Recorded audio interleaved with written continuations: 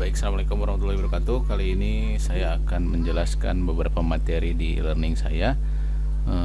Sekarang saya akan masuk ke pelajaran kelas 12, masih pembahasan akuntansi keuangan. Pelajaran pembahasannya aktiva tetap ya. Seperti biasa saya pakai lms.smkn1bjp.sc.id. jadi silahkan Anda bisa akses ke sini untuk melihat pelajaran saya. Seperti ini.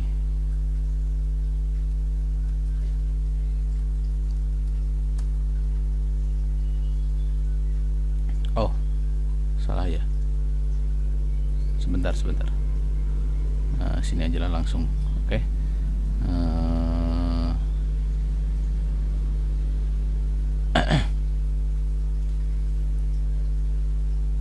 Ini pelajaran saya di lms.smkn1bjp.sc.id kelas 12 akuntansi keuangan. Kemarin sudah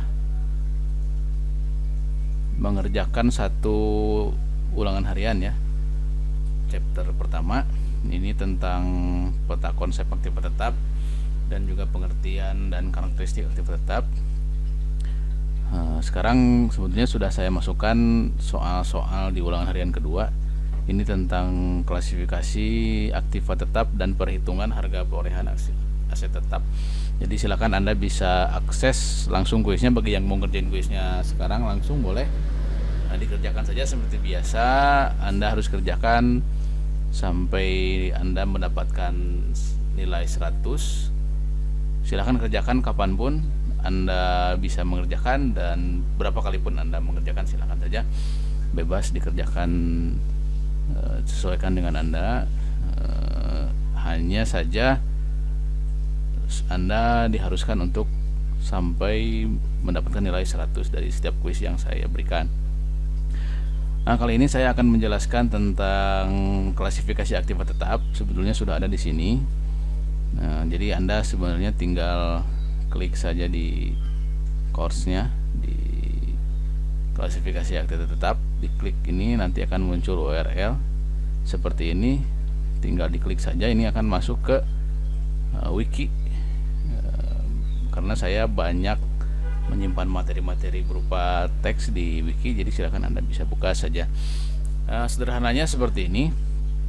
Ada 3 klasifikasi besar, ada 3 kelompok besar aktiva tetap itu, atau aset tetap seharusnya, karena berkali-kali saya bilang sekarang aktiva itu dihapus dari PSAK. Yang digunakan adalah aset, sama saja sih sebenarnya. Nah, tapi sering kita jumpai masih banyak istilah-istilah aktiva juga dipakai di sehari-hari. Nah, jadi klasifikasinya terbagi 3 bagian besar berdasarkan substansinya, berdasarkan penyusutannya, dan berdasarkan jenisnya. Nah, berdasarkan substansi seperti apa sih? Jadi aktiva tetap itu terbagi menjadi 2 bagian berdasarkan substansinya, berdasarkan pokoknya, bentuknya seperti apa. Ada aktiva atau aset berwujud atau disebut tangible asset. Ada juga disebut intangible asset atau aktiva tidak berwujud. Maksudnya berwujud sih gampangnya wujudnya kelihatan. Wujudnya kelihatan, bisa dipegang, objeknya ada, terlihat kasat mata, bisa dinilai. Nah, itu aktiva berwujud yang sering biasa kita lihat sih. Misalnya ada gedung, ada peralatan, mesin, kendaraan, ada tanah, dan seterusnya. Itu termasuk aktiva berwujud. Nah, bagian yang kedua adalah intangible asset atau aktiva tetap, tapi dia bentuknya tidak berwujud. Ini sebenarnya sudah dijelaskan sih di peta konsep ya, peta konsep. Jadi bahwa aktiva tetap itu ada 2, ada yang berwujud yang sering kita lihat, ada yang tidak berwujud. Sifat-sifatnya mirip-mirip sih, hanya beberapa perbedaan saja, istilah sih. Nanti bisa kita pelajari lebih lanjut. Yang jelas yang intangible asset itu ya contohnya seperti hak guna usaha atau hak guna bangunan, hak cipta, franchise, merek, dan lain-lain. Jadi aset yang sifatnya tidak terlihat secara kasat mata, tapi dia mempunyai nilai, dan nilainya sebetulnya nilai ekonomisnya itu lebih dari satu periode, dan juga nilainya relatif besar sebenarnya. Nah, tiap tahun juga ada tiap periode ada penyusutannya, ada perhitungannya, atau biasa disebut amortisasi. Nah,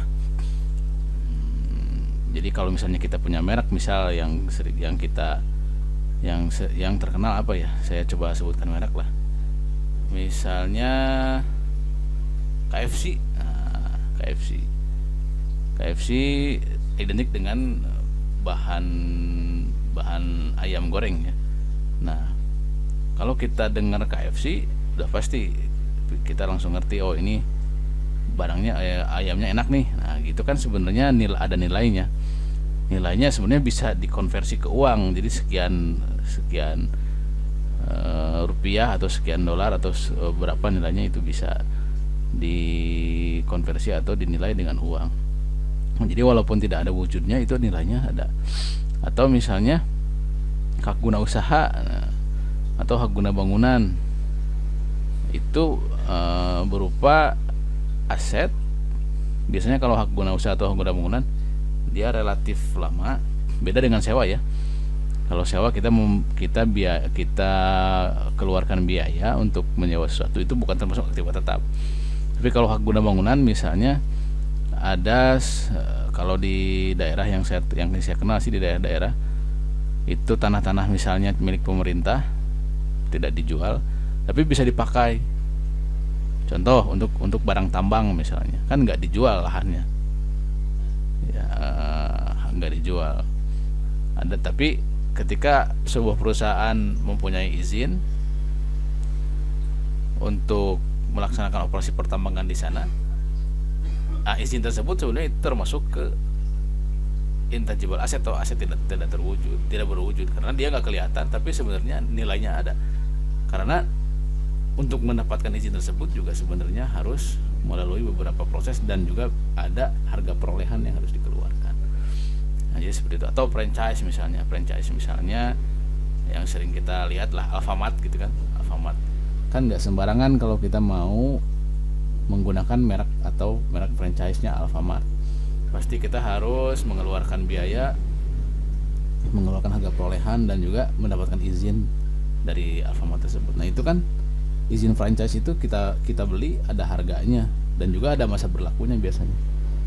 Nah, ketika ada harganya, masa berlakunya ada berapa tahun misalnya, berarti ada susut nilainya kan tiap periode.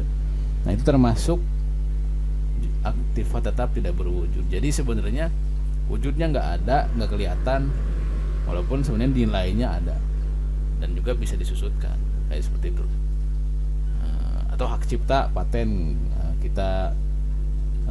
kita menemukan sesuatu, misalnya ada sesuatu yang kita temukan lalu kita patenkan, sehingga orang-orang kalau mau meniru penemuan kita harus bayar royalti ke kita. Itu juga sebenarnya masuk ke aktiva tetap perusahaan.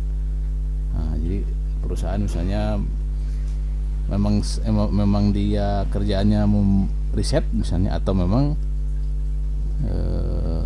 bentuk apapun lah, intinya berupa penemuan, itu bisa dinilai seberapa jumlah uangnya, sehingga dimasuk terhadap kategori aktiva tetap.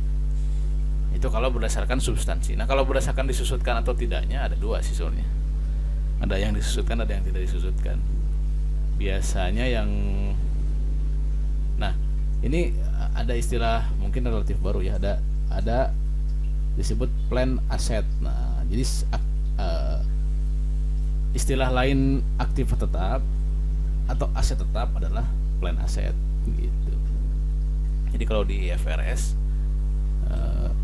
gampangnya PSAK-nya Amerika gitu ya, karena Indonesia kebanyakan merujuk ke IFRS, jadi dipakai juga istilah lain disebut plan aset, sama aja sih. Jadi plan aset, kalau Anda dengar ada istilah aktiva tetap, ada istilah aset tetap atau plan aset, itu sebenarnya sama aja. Jadi penyebutan lain, istilah lainnya adalah plan aset. Nah, depreciate plan aset artinya aset tetap tersebut dia disusutkan gitu. Walaupun sebenarnya kita sempat belajar ya sebelumnya bahwa syaratnya harus ada penyusutannya atau disudutkan. Sebenarnya bukan disudutkan sih, sebenarnya nilainya yang lebih dari satu periode, sehingga setiap periode akan ada penyusutan. Tapi itu berlaku selain tanah, nah, gitu kan. Jadi ada depreciate plan asset atau aset yang disusutkan, itu ya aktiva tetap yang lain, bangunan, peralatan, mesin, inventaris, atau berupa jalan yang dibangun. Jalan kan bisa rusak, bisa dan seterusnya, menyusut juga, atau kendaraan dan seterusnya. Itu semuanya disusutkan, bahkan merek, kemudian hak cipta, paten dan seterusnya, itu pun menyusut. Tidak selamanya, tidak tetap nilainya, tidak ada penyusutannya, ada amortisasinya kalau yang berupa tidak berwujud pun. Yang undepreciated plan asset atau aset tetap tidak menyusut itu adalah tanah satu-satunya sih sulit. Kalau yang lainnya menyusut. Jadi memang khusus perlakuan untuk tanah tidak ada penyusutan. Gitu. Kalau bangunan ada ya, bangunan ada. Jadi tanah tidak. Nah seperti itu. Jadi kalau berdasarkan penyusutannya atau disusutkan atau tidaknya terbagi dua. Ada aset yang disusutkan, ada aset yang tidak disusutkan. Atau istilah lainnya depreciate plan asset itu yang disusutkan, undepreciated plan asset itu aset tetap yang tidak disusutkan. Gitu. Selanjutnya berdasarkan jenis. Kalau ini sih jenisnya ya, sebenarnya bisa lebih banyak lagi, poin-poinnya bisa diurai lagi. Ini contoh saja, ada lahan, ada bangunan, mesin, kendaraan, perabotan, inventaris, prasarana, ICT boleh, misalnya ada komputer, atau diurai lagi, misalnya ada furniturnya, mebel dan seterusnya. Jadi ini berdasarkan aset-aset yang ada aja sih. Misalnya, oh motor masuk kemana, dia masuk ke kendaraan. Oh ini kantor masuk kemana, masuk ke gedung.